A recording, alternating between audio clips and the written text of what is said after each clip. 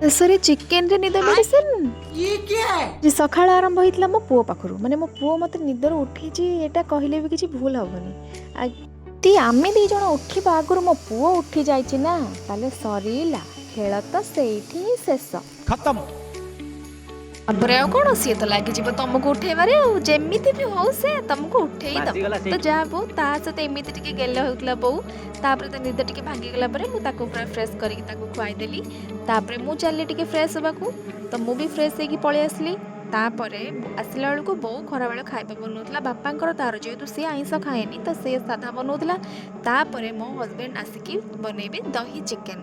ତ ହଜବେଣ୍ଡ କାହିଁକି ବନେଇବେ, ମୁଁ କହିଥିଲି ନା ଗୋଟେ ମୋ ପୂର୍ବ ବ୍ଲଗ୍ରେ କି ସଣ୍ଡେ ହେଲା ମାତ୍ରକେ ଯେହେତୁ ସ୍ୱାମୀ ଥାଆନ୍ତି ଘରେ, ତେଣୁ ମୋର ଥାଏ ପୁରା ଛୁଟି।